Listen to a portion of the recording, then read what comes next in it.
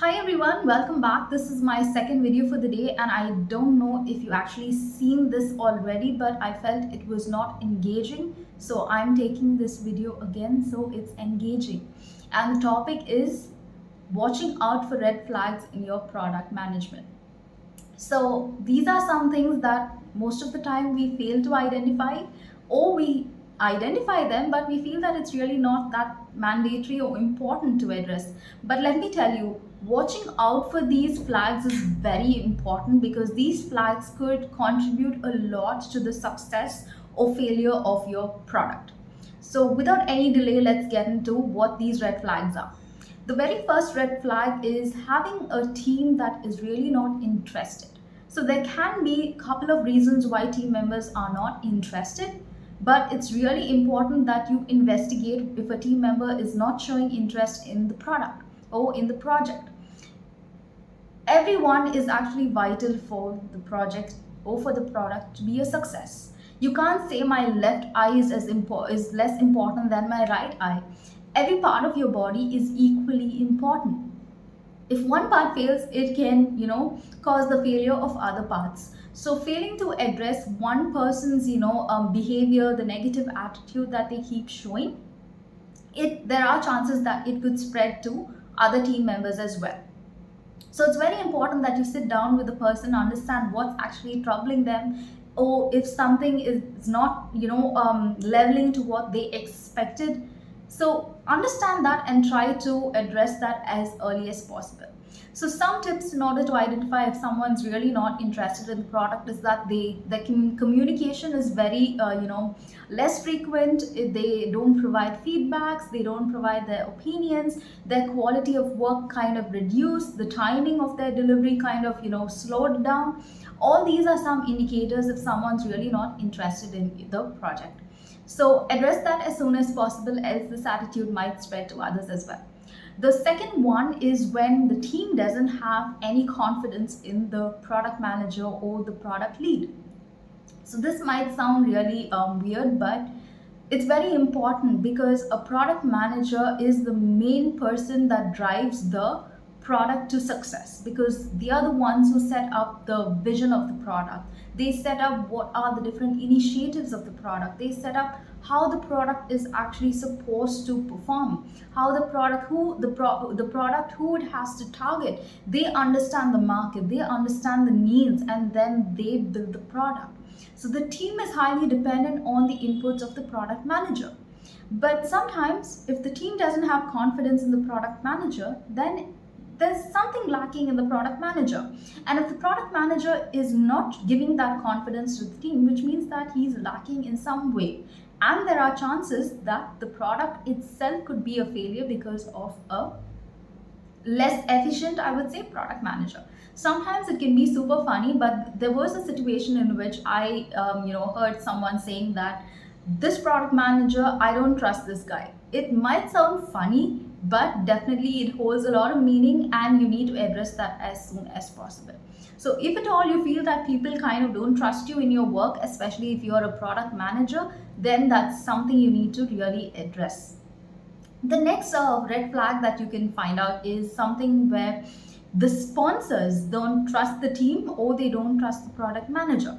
So or there's constant unavailability of sponsors. So sponsors are very vital and critical for a product. They are the ones who coach the team, they are the ones who help the team move in the right direction. They provide investments to the team, they bring stakeholders together, they conduct, they are the ones who provide valuable inputs. Everyone is involved: stakeholders, the managers, portfolio managers, product managers, and all the stakeholders. So they are the ones who actually help out the product managers and the team to a very great extent. At least if they are not getting into the ground level, still they play a vital role in products. So sometimes they may not have confidence in the team, or they might not be showing enough of interest. If that's happening, you find that there's a little bit of unavailability of these sponsors, or things are not happening as expected, that could be a red flag as well.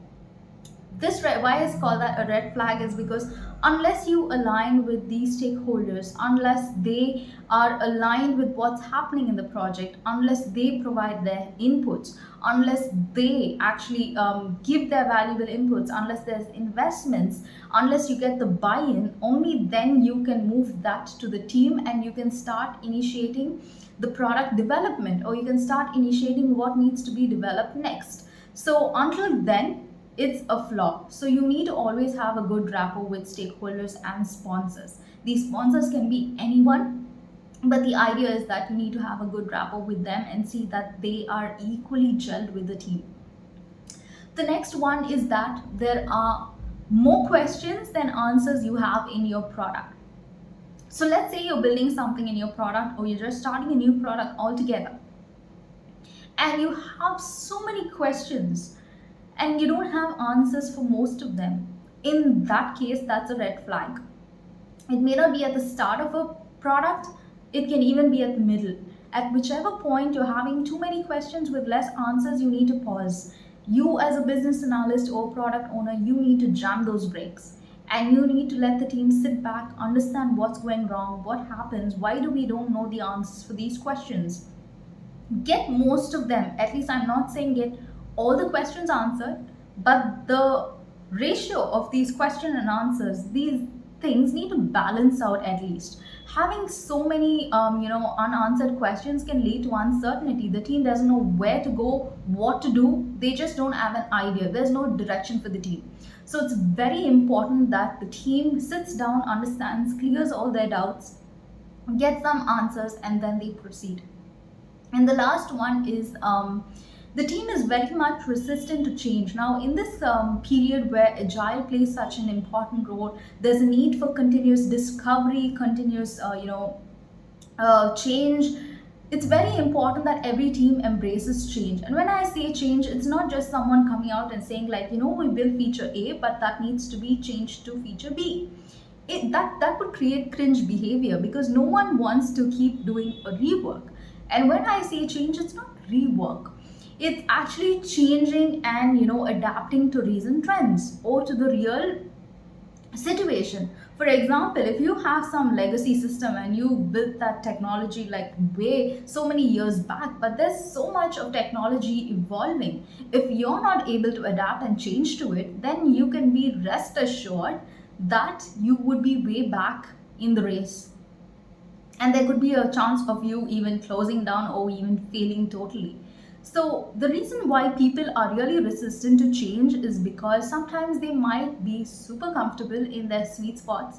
Why do I need to change? That's the question, because they are really comfortable. They don't want to change at all. The second reason could be because people are really having some fear within them. What could be the impacts that happen when I make this change? Or is there a possibility that I lose my job? Okay, let's say automation is kind of really scaring everyone out, because automation could lead to a lot of manual work being eradicated and loss of jobs. We all know that, but change is still there. So that is of course a very valid fear of people. So it's very important that the management or the stakeholders or the product manager of the team need to let people know what is the change, why they are making that change, what is the impact of that change, and what value that change is going to bring about.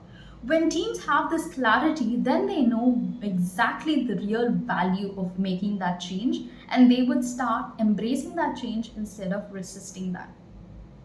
So these were a couple of red flags that you can identify in your product. And if you have any more red flags you came across, please do share them in the comments for all of us to know. And if you like this video, please do give this video a thumbs up. If you haven't subscribed, please do subscribe to this channel, and also do share your feedbacks. Thank you and take care.